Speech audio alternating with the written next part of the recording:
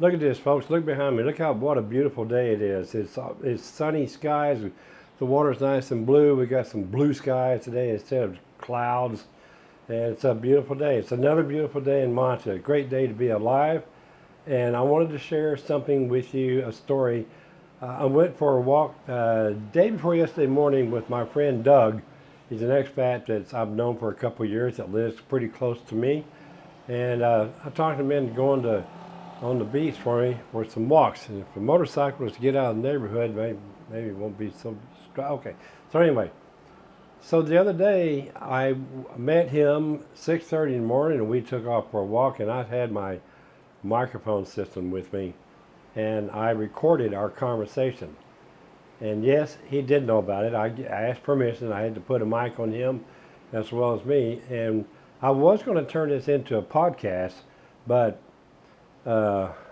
when I remembered what a pain in the ass it is to do podcasts and to get the RSS feed fed to YouTube and pay the monthly fee to have it done, I figured I'd just do it my way. And so I'm going to do this a little differently. This is not going to be a video of me and Doug talking. It's going to be strictly audio feed, and I'll just leave my banner up during the videos. He tells this story about being an expat and how he became one, and just, we're just having general conversation. So I hope you enjoy it. Here it is.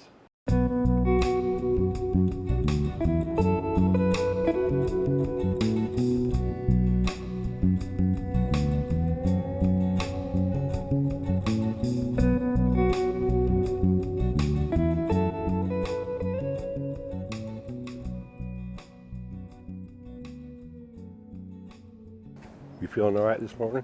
Yep, doing good. Good. I got to get up that 45 minutes earlier, half an hour early though, just to kind of wake up. I'll tell you, that cup of coffee does wonders for me though. I set my alarm for 6, but then I'm kind of like you. I wake up at early 4:40 or 5:45, and I lay there and kind of drift in and out. And then the alarm goes on. And what the hell is that noise? Well, yeah. I found that I don't have a clock in the bedroom, which is good. Yeah. And I don't want to look at the time, because if I look at the time, I find myself waking up every morning at that time. So, like this morning, I woke up and I'm like, I'm like, it's not time to get up yet. Yeah. But I didn't realize that it was like a quarter till, and within 3 or 4 minutes, the alarm went off. So. Yeah. What'd you do last night? Well, let's see. I watched a movie, a rom-com, which is not normally something I'll watch. Rom-com. Romantic comedy. Oh yeah. And it was actually those pretty are good. Yeah, it's not there's your black and white doggies. Yeah, there they go. It's not normally something I'll watch. I usually watch action or whatever, but it was actually pretty good. Yeah, look at this beach we got today. This is amazing. See, Stella said we were going to have a low tide today. She's dead on right. I'm going to take a picture. I think there's definitely more. Well, it looks like there's more than yesterday, too. Yeah, oh, it is. Way out there, in my opinion. There. Yeah. I love seeing that dog poop on the stairway. It's like, you're just like feet from the beach, Yeah. Let's go poop on the stairwell. Yeah, when the urge hits them, it's time. Well, I don't do that. Oh, did I get one? I did. I'll get me some water. Buenos dias. Gracias. Thank you, sir. Fresh bottle of agua. Yeah, see, we can go right on down there and we can get right off of this soft stuff and get down there. Somebody's been driving down here. My sister takes her dog out to poop on the deck. Yeah. And she thinks she has to tell the dog to poop. So she's out there not yelling, but it's in a high voice going, come on, come on, you need to poop, let's go, let's poop. And she'll do it if it takes 10 minutes to get that dog to poop, she'll do it for 10 minutes. She like cheered it on. Yeah. And then, come on, you can do it. Yeah. Squeeze it out of there. And I'm like, So when she left, she had to go to St. Louis, and I was responsible for the pets and taking care of the place You know, she told me, this is how you do it. You got to go out there. You got to tell it, tell him to poop. And I don't do that. Yeah. And it still takes the same amount of time. It just. So you told Matt back there that you've been here 2 years? I thought I told him that you'd been here like a year. I thought, well, I'll tell you, one thing about when you get down here and you leave that lifestyle from back in the States, and the time just goes away, you know. It would have been 2 years last month. I got here in the middle of May, 2 years ago. I don't know if I ever asked you, but when you, at some point in your life, you came up with this initial thought about going to South America. I don't know if you were thinking about retirement or maybe working or what, but what was that thought process like for you that made you decide to go somewhere besides in the United States? Well, I'm not talking about just going to Ecuador, but we'll get to that in a minute. But. Well, I worked for a supermarket chain for 27 years here in the upper Midwest, and it seemed like every place I went, the weather was terrible. Yeah. I was in Lincoln, Nebraska for 2 years, and the winters were just awful. I was in Iowa, Missouri, Kansas, Illinois, but always in the upper Midwest and always terrible winters. So I finally just said, life's too short. I've had enough ice and snow, and I left my job after 27 years and started looking for a place that was warm. And at that time, Monster.com was a big big deal, and that's how you get a job. And I put my resume on Monster.com, and 15 minutes after I posted the resume, I would get a phone call. It's a headhunter for supermarket chains, and asked me what I was looking for. And I told him, I said, I'm looking for warm weather. And he said, well, we've got a place. He said, let me get back to you. He says, I think I've got some places in Florida that are interested. Yeah. And I said, okay. So I hung up there. 5 minutes later, phone rings, and it's another headhunter, and I tell him the same thing. I'm looking for warm weather. And he says, what about Bermuda? Like Bermuda, island in the Pacific? And this is Monster.com talking to you. Monster.com. Okay. I posted my resume.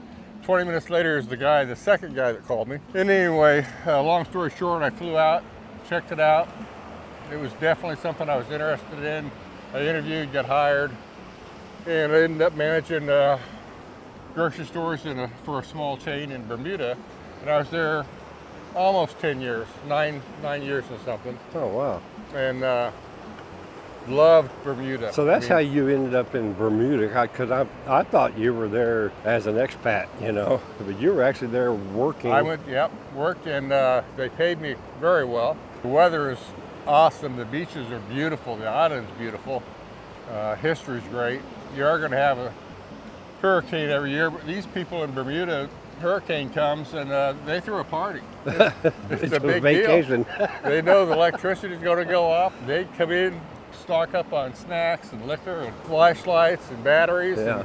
And anyway, but I quickly worked up to 5 weeks vacation while I was in Bermuda, had the extra money because of how well they paid me, and I started traveling. So I went to the Dominican Republic, went to Costa Rica, I went to Peru, came to Manta, and spent some time here and just really fell in love with it.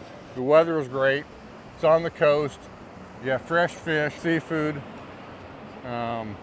It's everything I need, that's for sure. I love it. People are great. You walk down the beach in the morning, they say Buenos dias, they respond. Yeah, they treat you like humans down here. They do. I love it. So you can keep it anonymous if you want to, but what was the chain that you worked for? It was Hy-Vee Food Stores. Hy-Vee Food Stores, yeah. Very, very good company, well respected.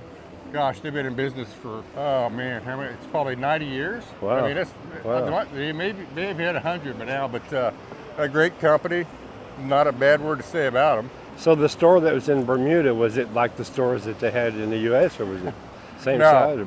The working conditions were absolutely miserable. But it was great to live there. Oh my God. I love Bermuda, and I don't want to talk bad about it, but the two things you learned in Bermuda was they got cockroaches like crazy. Oh my God. And rats. Rats.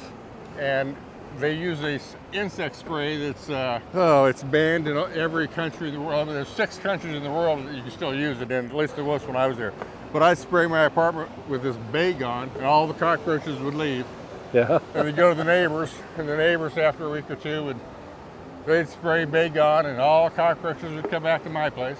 Yeah. I want to video this. This is the first time I've seen them doing this. They're, The tires? yeah, throwing the tires and then chasing it. If you want to go out there and join them, I can videotape. No, it that's for you. okay. No, it's all right. I don't want you to have to be intimidated by this highly sophisticated equipment that I'm recording with. All right. Okay, so they had the big Cockroaches. Oh, mi amigo. Yeah, I mean, you learned Where it is? You learned quickly you had to dump out your shoes in the morning to make sure there's no cockroaches in it. Really? Oh, yeah. After squishing a few cockroaches in my shoes, yeah. That's just a habit you need to pick up. But anyway, I ended up meeting a girl in Costa Rica. She was Colombian. We dated. I fell in love with her.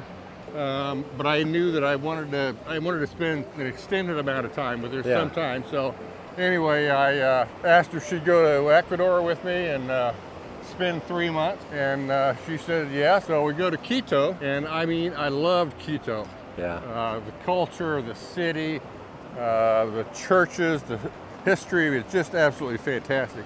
Did you have any trouble with the altitude? With what? With the altitude? Oh, the altitude? In Kito? We had headaches like the first 3 or 4 days, but other than that, no. It wasn't, but I tell you, with the altitude and the weather, they say it's spring like year-round. Well, 60 degrees with no sun is... That's not spring. It's too cold for me. Spring is sprung. So we were there a month, and then we came down to Manta, and we spent 2 months here in Manta, and that's where I fell in love with it. That's where, yeah. And I always that was the hook. Yeah. Yeah. I always kind of dreamed about, I was still working. I was a ways off from retired, and that was always in the back of my mind. And when it finally... So you, not to interrupt, but you didn't really have like plans of retiring in South America. It just kind of fell in your lap. It did. Yeah. 6:40. Thank you. 6:40. That's the second time in 2 days in a row that somebody stopped me asking what time it is. Yeah, I'm gonna have to wear my watch. Yeah, you can get all that attention. Yeah, my life I never really planned about, but when I started, you get out of the U.S. and you learn about other cultures, and you live in there, and it kind of opens your eyes. At least it opened mine. And living in Bermuda, when I was with Hy-Vee, I felt there was a lot of pressure there to succeed and to perform. And I mean, I'm working my tail off, I'm working 60 hours a week, 65 hours a week. And then I go to Bermuda, and the average Bermudian they're laid back. I mean, Really? it's like Jamaica, man. Yeah. They're just, it's not going to get in a hurry. Just don't worry about anything. It's going to be okay. And after 19 years, I kind of picked that philosophy up, and I really enjoy the culture and people. And So I hate to sound ignorant, but in a lot of ways I am. Where is Bermuda? Bermuda's about 600 miles off the coast of, I want to say, South Carolina. South Carolina. And Okay. it's really, people think they kind of relate Bermuda to the Caribbean. Yeah. And it's nowhere near the Caribbean. So it's out in the Atlantic. Yeah, it's a Way off the East Coast. dead volcano. Yeah. The island's built on a dead volcano, and there's nothing close to it. But it's right in the hurricane Did you ever path. feel like you were isolated there? I mean, like stuck on an island? Oh. It's like, Well, no, I didn't. Yeah. Now the speed limit, if I remember right, is 35 kph. okay, Which is like, I don't know, that's very slow. 26 miles an hour or Yeah. something. And I wouldn't make it there. I had a moped, and to import something from the States, I mean, the coming through customs and the tax is pretty steep. So, I couldn't really afford a car. I didn't want a car. Yeah. And the speed limit was enough that, a moped was fine. So, I got a kick out of riding a moped every day to work. Oh, I would too. I think that'd be cool. Sunshine, it's 85 degrees out. So when was this? When were you in what year? 2000 to 2010. Oh, so it's before the pandemic. Yeah, it's been it's been a long time ago, actually. So do you have any regrets about coming here? Be honest. Well, Everybody knows how this is the brutally honest channel. I don't know. I mean, my health has not been the best with I've been battling cancer for 15 years. Started in 2010. Right. But I'm still here, and I'm in pretty good shape, and right now cancer-free. But I don't know how. I'm waiting for the shoe to drop. Yeah. In my circumstance, doctors say, it's probably going to come back. And my Spanish is not good enough to walk into the hospital here or go to a doctor here. And plus, I've been dealing with these people in my staff in Columbia, Missouri for years. I've had 10 surgeries. I know them. I'm comfortable with them. I trust them. So far, so good. And so I just don't know how long I'll be here. If my health was if it was a different circumstance, I'd say I'm going to be here till I die. But I'm just trying to get through, and we'll see what the next year brings health-wise, and take it one day at a time. Right. So do you think now, if you have, I can cut this part out if you want me to, but you've made it very well known that because of your cancer, they removed your bladder. Yeah. And so you have a I have prosthetic. an ostomy bag. Ostomy bag, yeah. So if something happens with that setup here, do you have to rush back to the United States to get it fixed, or can you get it done here? I haven't had to cross that bridge, but yeah, that's the plan. Okay. Most likely I wouldn't feel comfortable, depending on what it is, but I did have when they take out your bladder, you increase the risk of bladder infection, or I shouldn't say bladder infection, urinary tract infection. And I've had one, and it was worse than I've ever had. I've had others in the past, and it was a lot worse than that. It was it was pretty painful. I had high fever, and I could barely. I really almost, there was a day or two where I could not leave the apartment, and I couldn't walk that far to even get walk to the elevator. So, well, you're not the only person I know, expat here, that has a prosthetic on their body. We have my good friend Carmen, who lives up in Cuenca, who has that LVAD, that's that left ventricle assist device. He literally carries his heart in his pocket. Yeah, he has a pump on his belt. Seen some of his videos, and that's amazing. This tube goes into his chest and feeds into his heart, and when you listen to it for a pulse, you hear a bzzz. You don't hear a pulse. Wow. Yeah, it's pretty amazing. But he's already gone. Let's see. When I met him the first time, I think he told me, that was 4 years ago, right after I came here. He told me that the life expectancy for somebody with an LVAD is typically 4 to 5 years. And here it is now, 4 years later. He's still living, going strong. So, has a podcast. He does some videos once in a while on Instagram, TikTok, and once in a while on YouTube. Well, my plan is, I just finished a year-long infusion series, an infusion of Opdivo every 4 weeks for a year. So I had to fly back once a month to have that. And it took its toll. The side effects got worse over time as I was taking it, and it was pretty rough, but I made it through. And my plan was come down here. Now I can go to the doctor every 3 months. So my plan is to be here for 3 months, go back do my doctor visit. Let's walk up here if you don't mind. I want to ask this girl a question. Sure. See if one of the doggies can bite you. I got to ask you a question, if you don't mind. Good morning. That's God forbid that something happened to my sweetheart, Stella. But I was just wondering if by any chance, would you happen to know if you could hook me up with this chick right here? Let's see. Oh! Oh my. I was just, I'm just trying to, plan. I'm trying to plan my, I like to keep myself prepared, I actually have a walking partner. Oh yeah. Yeah. We're recording. We're doing a podcast today. We're talking about his life and so forth. And here we are talking to Nick and Jane. Pretty neat. Yeah. Yeah. We're doing. Do you have it on pause right now? No. You're all being recorded. That's why I'm going to watch your language. No. See, look at this. This is a perfect day for. Yeah. Yes, it is. To have this now for a few days. So. Doug, how long have you been here? 2 years. You've been 2 here years 2 years? last month, but it's only been part-time due to my health. I've had to go back to the States an awful lot. But I've been here 2 years. Wow. 2 years in May. You're May. practically neighbors. Oh, Yeah. really? Yeah, he's Live a, in Ocean? he lives in Porto Mare. Actually, San Marino. San Marino. San Marino. Yeah, he moved to San Oh, Marino. so next door over. Yeah. 2 doors down from you. Oh, two doors. Yeah. Oh, the bread bill. Yeah. Okay. Yeah, Uh-huh. they're in that. I'm not going to reveal where they live because of publicity. Sure. But they're in that big white building. Okay. You know? So, and then Stella will be back on the 3rd. Oh, July 3rd. My life will be returned to normal. Oh, good.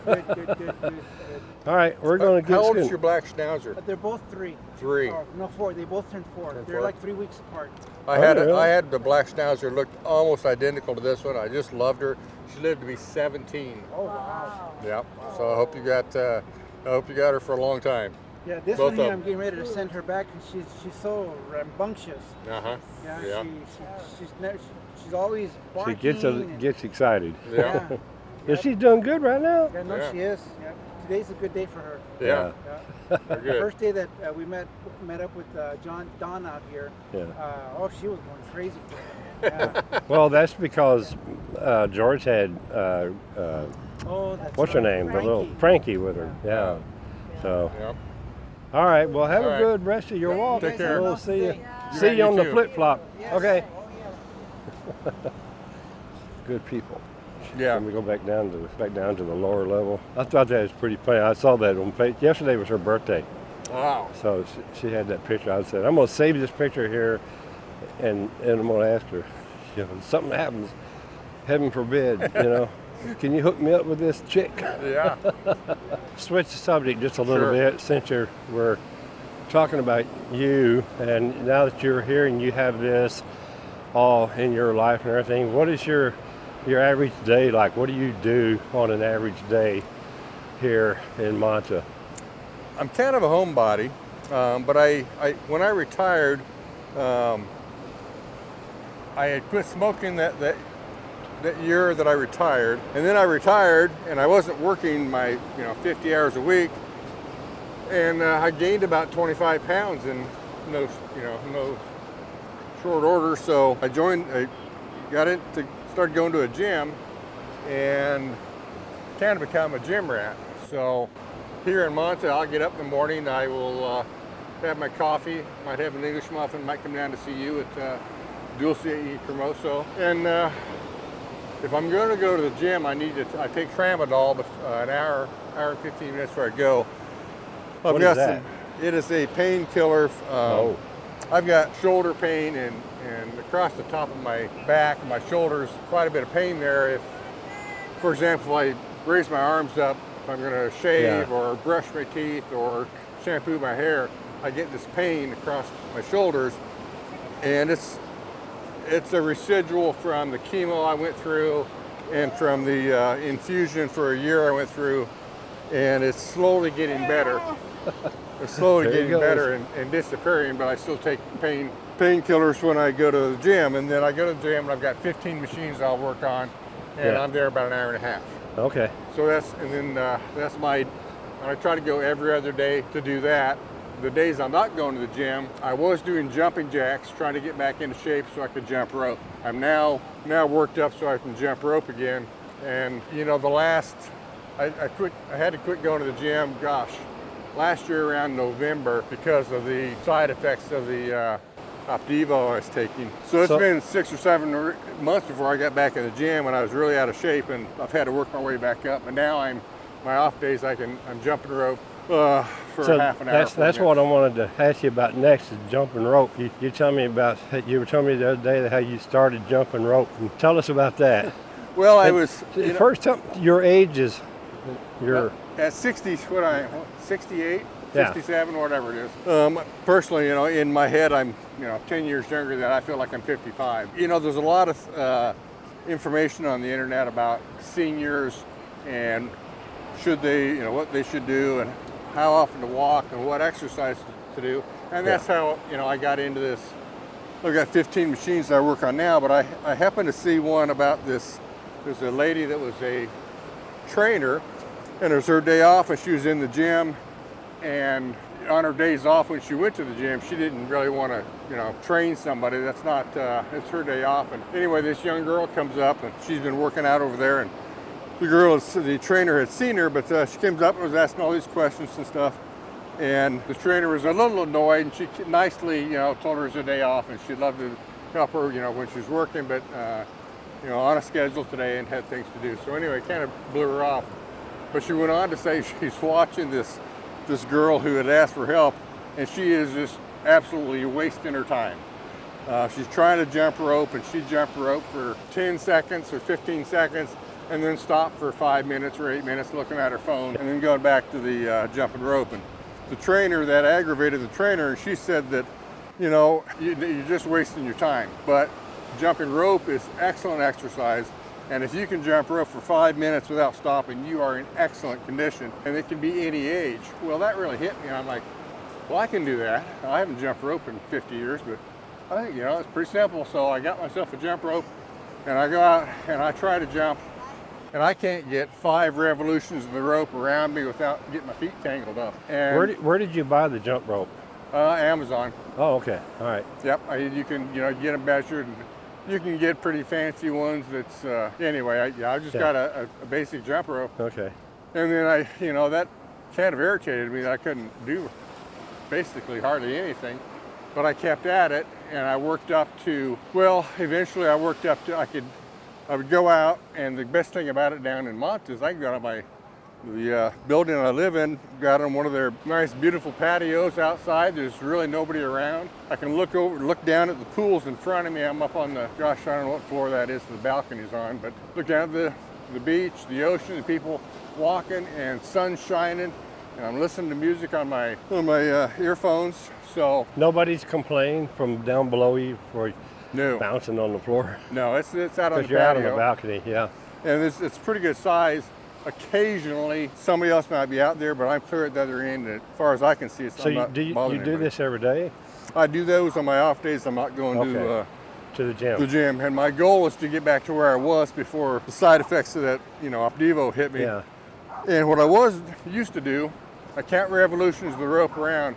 I do 10 sets of 100 revolutions. I do I count to 100 jump rope. I'd stop, and I'm listening to music, and I will finish the song that I'm listening to, but when a new song starts, I start jumping rope again. Okay. So I figure my resting time is like, 2 to 3 minutes. But I would do 10 sets of 100, and then I try to do 1 or 2 more sets, and I'd push it to 125 or 100. So you got your routine worked out. You got your favorite places to eat. Where are your favorite places to eat besides Dulce and Camoso? Everybody knows Dulce and Camoso is the best place to eat. I just really don't. I don't eat out hardly at all. Yeah. I like to cook. I'll fix my meals in the kitchen, and I've always got fresh fish or shrimp. I'll go down and have one take me down to the fish market and load up on it. Then I'll take it home, clean it, and freeze some. And so when you go to the fish market and buy a fish, if you don't mind, how much do you spend on the average to get your supply of fish? Oh, well, let's say $20 or $25. Wow. I will. Shrimp is $3, $4, or $5 a pound normally for small, medium, large. So I'll get a couple pounds of shrimp. There's quite a variety of fish to choose from. Yeah. So what is your, besides shrimp, what fish do you like to buy? Wahoo's pretty good. Flounder's pretty good. Yeah. I can't think of the name. There's one that's very popular here. Corvina? Yeah, Corvina. Yeah. Good stuff. And it's excellent. So I'll try and get some Corvina, swordfish, shark. So there's a big variety. So as far as like your everyday grocery needs, stuff like that, where do you go for that? Well, I just go over to the mall, which is I can walk there in Mega 5 Maxi. minutes, I suppose. Yeah. And then the supermarket there, Mega Maxi, I'll go to them. Occasionally I will go out to the Hypermart in what used to be the Mi Commissariato. Tanya, do me a favor. Yeah. Take a picture. It's for Stella. ¿Cómo está? Come This is. Hola. Oh, Para mandar Estelita. yeah, for Stellita. Perfect. Let's see here. Perfect. Perfecto. All right, buen dia. Hasta luego. She was my original property manager in my building when I moved here. Her and Oh. Stella are best friends. Oh, okay, great. As a matter of fact, she's taking care of all of Stella's work for her while she's gone. So, okay, so we covered your shopping, your grocery shopping, your food and stuff. Now, do you attend any of the expat events that they have, like the Wednesday night dinners or stuff like that? I've gone to breakfast a couple times. Yeah. With a couple groups. group but, breakfast? Not normally. The last 2 years since I moved here in May, and that year in August I found out I had another tumor, a cancerous tumor that had to be taken out, and that started a series of surgeries, chemotherapy, infusion, immunotherapy, and I've had a hurdle to get over just every step of the way for 2 years. And just now, this past month, I can now finally take a breath, and at the moment I'm cancer-free. I'll go back every 3 months for a checkup. So my whole focus has been on my health. That's good. And all of a sudden I've got some free time and I don't have to get psyched up and start, facing another, having your bladder taken out. That's major. That's not, that's not. That's nothing to That's not take a minor. lightly. It's Yeah. a 6-hour surgery, and recuperation time is 6 months or longer. So I really haven't gotten into doing a ton of stuff here in town in Manta. I've come back from the States a couple of times, and it was it's a 15-hour trip, 16-hour trip to get from Missouri down here, and it's been so hard on me that I couldn't leave the apartment for 3 days. I mean, I couldn't get out of bed and get to the couch was all I could do. So anyway, I mean, I don't need to dwell on that, but it's pretty rough. So tell me about your thoughts about what's going on here in Manta, the political scene, and the cartel and all this stuff, all these horror stories that we hear about, but we don't really ever see. What are your thoughts on that? In my opinion, it has absolutely no effect on my daily life for me whatsoever. Right. I've not seen. Well, I guess the only thing I could say is I see more police presence or military presence, but I haven't given it a second thought. I mean, in my daily life or anybody I talk to, it just doesn't affect. Yeah, there's been shootings, but 99% of those are drug related. Yeah. I'm not selling drugs. You're not in that, yeah. So you're not in that safe. business, yeah. And I read the headlines and try to keep up on things, but it's just I don't see anything different. I think that the government is really trying to put the kibosh to the drug cartels and has a plan. And so you feel safe? I do. Oh yeah, I feel safe. I do too. I've had a couple of subscribers write to me here recently and say, well, that does it, just because I mentioned that there was another shooting somewhere. And I say, okay, well, you don't belong here then, so you might pick something else. I watch the nightly news for the U.S. and I mean, I know, that's horrifying enough.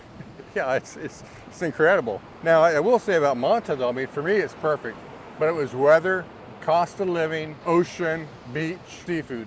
All those things is what I was looking for. Manta has all of them. Now my sister, she would not be able to live here. This is not what she wants or what she needs. She's a little too needy. She's older too, right? Oh, I love her to death. No, I said she's older. Yes. And I'm sure you do. She's 76, 75, and but it would not be for her. Well, I have a good friend of mine. That's one of my subscribers. I kind of think him as a brother from another mother, and he wants to come down here. He wants to come to Kito, Kumbaya area when he retires pretty soon. But his wife doesn't want to come here, and I told him, man, what are you going to do, man? But I won't go into that story because that's his business. But that's why it was so easy for me, because I didn't have to worry about anybody. I'd already broken up with my girlfriend back 2 years before I made the decision to come down here. But I didn't have to. I wasn't burdened with that scenario. Well, there's cons to living here, and one of them, if what I would bring up would be food. Yeah. I mean, as far as seafood, that's great. But how about tartar sauce? How about cocktail sauce that Americans are used to, the red, Yep. the Yep. Heinz chili sauce or Heinz seafood sauce. I agree. You're going to have a very hard time finding it, and if you do find it, the price is going to be crazy. Now, I hate to admit it, but I spent $9 and bought a bottle of Libby's vanilla coffee creamer, and Yeah. it's going to last me about 10 days, and it was cost me $9. $9. For powdered, and that's the first time I've seen it. And So, you've ever heard that word, adapt? yeah, yeah, gotta adapt. You have to adapt to, learn how to make it. Can you make tartar sauce? And Oh, I think you can, There was but a- if you can find the ingredients. I'm not sure you're going to be able to find the Total ingredients. Creole's got everything.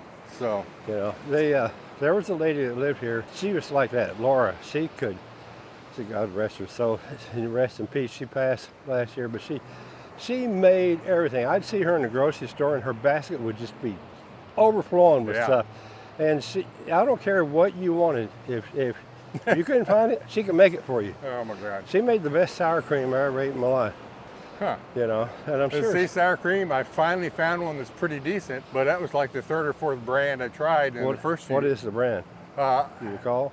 Yeah, it's Kiosco. And I thought it was Oh, yeah. Klosco with an L. Yeah, Kiosco. My eyesight's not the best. I got my glasses on. Yeah, it's Kioski. Yeah, I like their cheese too. Yep, I'll have to try Kiosco that. has good cheese. I just recently tried this sour cream, and it's the best I've tasted. But like Heinz ketchup, you can find it. There's good ketchup here. Oh, those bags. Have you tried those bags? That's Lost? exactly what I use. Oh my goodness. Well, I'm a diehard Heinz fan, and it's Well, just not the same. You just have to get over it, man. You just have Yes, to. but cocktail sauce for shrimp. I mean, I actually saw some in Mega Kiwi here, Yeah. but that's the first time in 2 years that I've seen it. Well, see, the way I eat my shrimp is I saute it in butter and extra virgin olive oil, and then put it on noodles and Yep. put that Alfredo sauce on it. Now I've learned how to make my own Alfredo sauce, and if you do it just right, you can be just as good as any of the imported store-bought stuff, like ragu. You got to have just the right amount of Parmesan cheese in there, just the right amount of garlic and butter and Yeah. everything. Sounds like a lot of trouble. No, it's no trouble at all. I will say that I think chicken and eggs here the flavor is so much better than the States. Yes. It's amazing. Yeah. It's a lot better.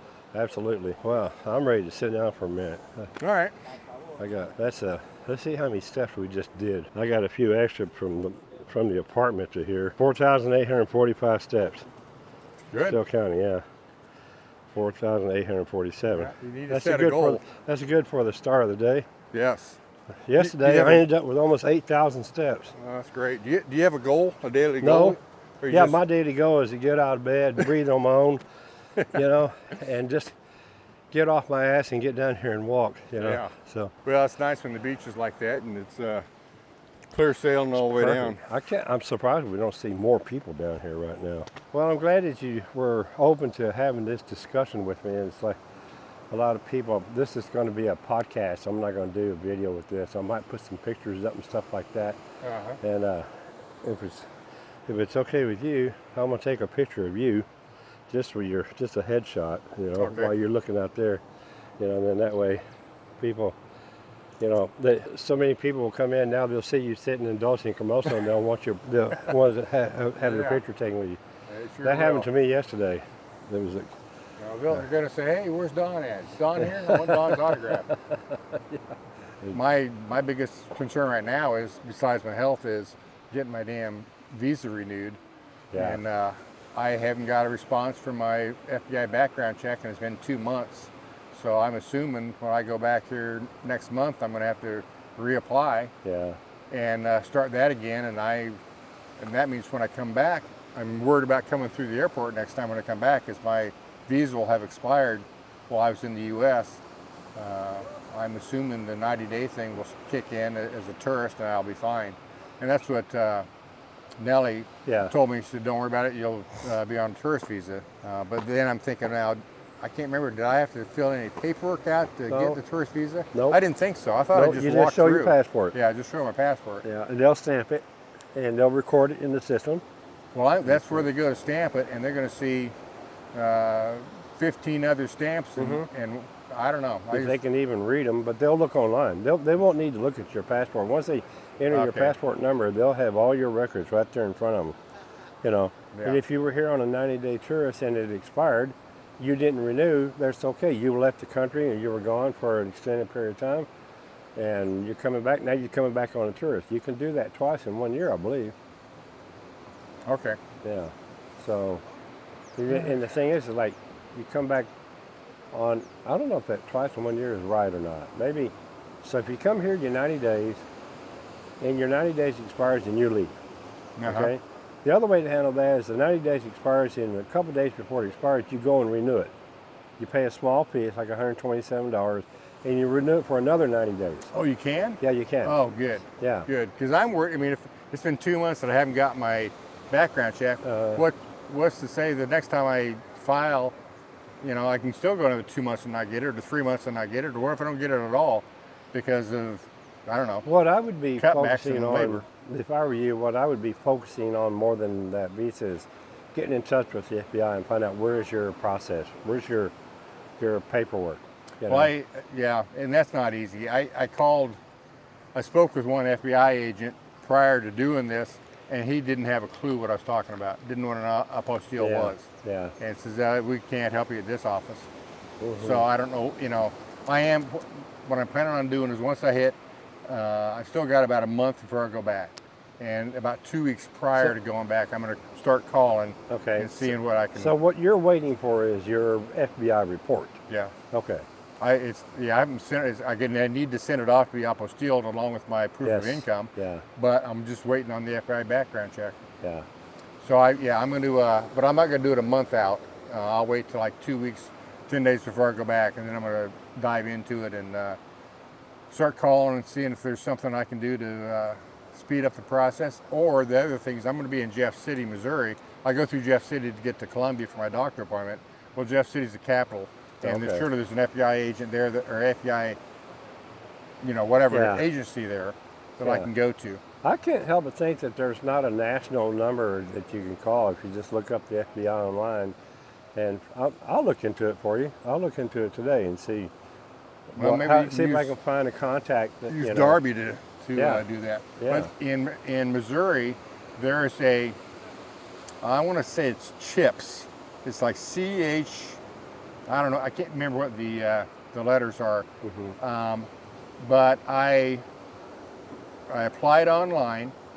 I made an appointment at the post office, and they will take your fingerprints digitally. They will send it in. I paid them $50, and that's how it's done in Missouri. Yeah. And let's keep talking. But but that's. I mean, I've done that. Yeah. I did exactly what I was told to do or supposed to do. Yeah. As far as I know. Right. And at the post office, he had me sign at the end. He says, "Here, see, it's been verified. It's been sent to the FBI. It's verified as all the fingerprints are there. They've got 10 of them, and they're good to go."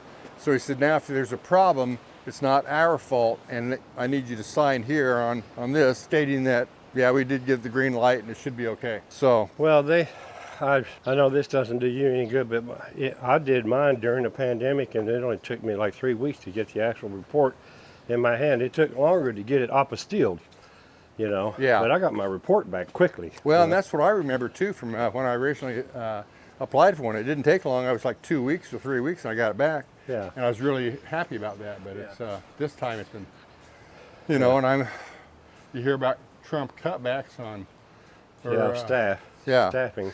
Or Elon's. In case anybody wants to know, we're standing at the bottom of the steps waiting to go up. I don't know how many steps we got here. 1, 2, 3, 4, 5, 6, 7, 8. Then we got 9, 10, 11, 12, 14. So that's it.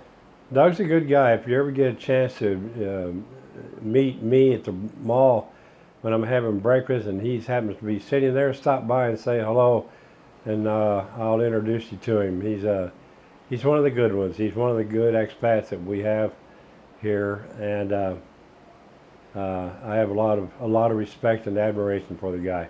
Thanks for watching this video. Thanks for watching this channel. Thanks for subscribing to this channel. If you like this video, give me that thumbs up button or leave a comment in the comment section. If you didn't like it, bite me, okay? But I see that with peace and love. See you in the next one. Ciao, ciao.